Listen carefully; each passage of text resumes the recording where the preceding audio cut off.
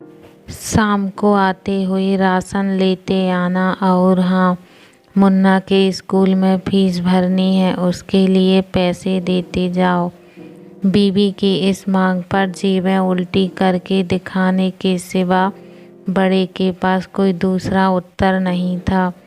माथे पर चिंता की शिकनों के साथ सवेरे तो बड़ा भाई अपने काम पर निकल गया, लेकिन उस शाम उसने पूरे परिवार के सामने इस आर्थिक संकट को दूर करने के लिए एक प्रस्ताव रखा। क्यों ना हम उस प्लाट को बेच दें जिसे बाबूजी ने लक्ष्मी को शादी में देने के लिए खरीदा था। बेटी को दी हुई चीज़ वापस नहीं मांगते बाप लगता है। लक्ष्मी का जन्म होते ही घर खुशियों से भर गया था।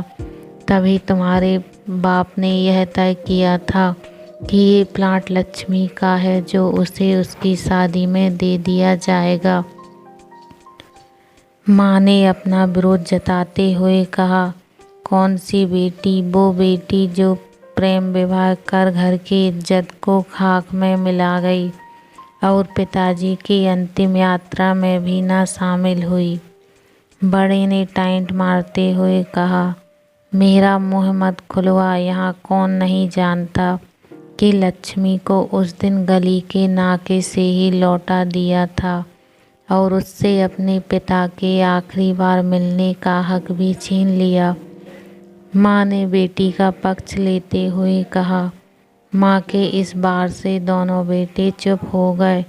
ना बड़ा बेटा कुछ बोल पाया, ना छोटे के मुँह से कोई शब्द फूटा। थोड़ी देर की शांति के बाद छोटा भाई बोला, प्लाट बेच तो देंगे, पर क्या लक्ष्मी कागजात पर दस्तखत करेगी? मुझे नहीं लगता वो हमारा भला सोच भी सकती है। आखिर है तो औरत जात, पुरुषों की परिस्थिति कैसे समझ पाएगी? काफ़ी वाद विवाद और सोच विचार के बाद सब इस बात पर सहमत हुए और पड़ोस के मोहल्ले की लक्ष्मी की दोस्त को बोलकर लक्ष्मी को घर आने का न्योता दे दिया। अगले दिन सुबह से गली के नाके पर खेल रहे बड़े भाई के बेटे की बुआ आ गई की आवाज़ सुन घर वाले चौकन्ने हो गए। दोनों भाई मन में द्वेष और नफरत के साथ उसको कैसे घर में आने के लिए कहें, इसी दुविधा में थे। वो कहते हैं ना, ज़रूरत के वक्त गधे को भी बाप बनाना पड़ता है। उसी कहावत के हिसाब से दोनों भाई बहन से बात करने के लिए तैयार हो गए। दरवाजे पर जब बेटी और दामाद ने पूरे 7 साल बाद कदम रखा तो माँ की आंखें भर आईं और दोनों को बड़े प्यार से घर के अंदर लेकर आई। बेटी और दामाद भी माँ का इतना स्नेह देखकर भाव विभोर हो गए। शाम को साथ में बैठे बेटी दोनों बेटों और दामाद के आगे हिचकिचाते हुए माँ ने ही प्लाट का मुद्दा उठाया। लक्ष्मी को थोड़ा अंदेशा था कि कोई बड़ी बात होगी। लक्ष्मी उसी दिन से ये सोच रही थी कि ऐसी क्या बात हो सकती है कि जो खड़ूस भाई उसे बाप का मुँह भी दिखाने के खिलाफ थे, वो अचानक इतने कैसे पिघल गए। लेकिन अब उसको सारी बात समझ में आ गई। लक्ष्मी ने तिरछी नज़र से पति की तरफ देखा तो वो बोल पड़ा, देखिए माँ जी, शादी से पहले जो कुछ आपका था वो आपका ही रहेगा। ना उस पर मेरा या लक्ष्मी का कोई हक था और ना ही रहेगा।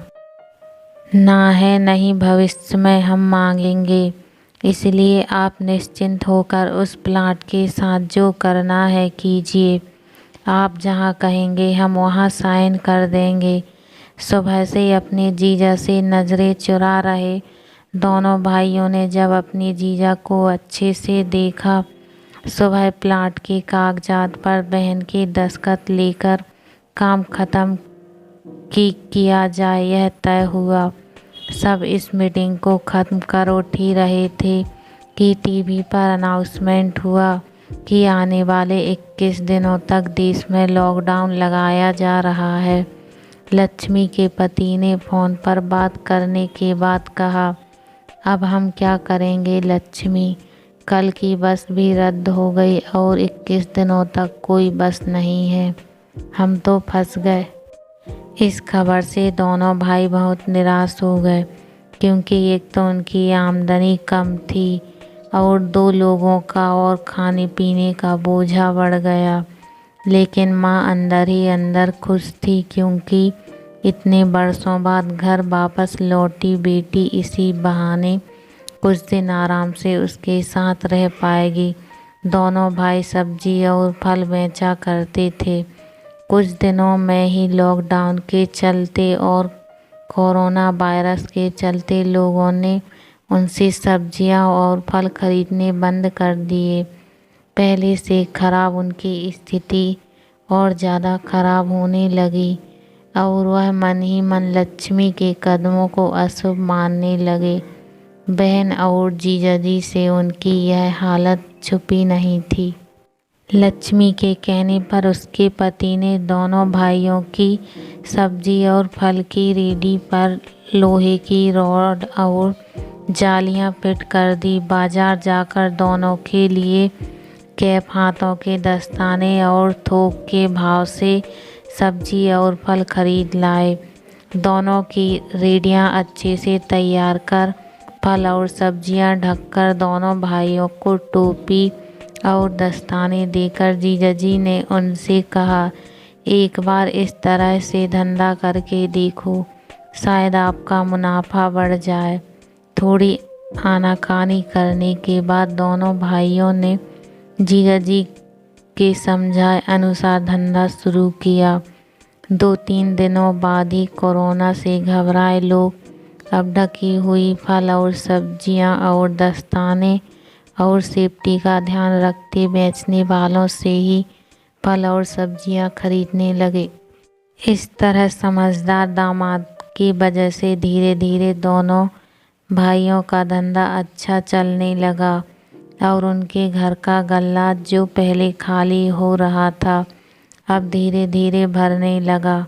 माँ जैसे अपने मरे हुए पति से मन ही मन संवाद साधने लगी, देखो जी आपकी लक्ष्मी सच में लक्ष्मी है। उसके पांव घर में पड़ते ही घर खुशियों से भर गया। दोनों भाइयों की आंखों में पहले जो गुस्सा था उसकी जगह अब शर्म ने ले ली। वह मन ही मन सोचते थे, क्या गलत किया था बहन ने जो हमने उसके साथ इतना बुरा सलूक किया। शादी ही तो की थी और शादी करने से पहले हमें बताया भी तो था, हम ही थे जो उसे स्वीकार नहीं कर पाए।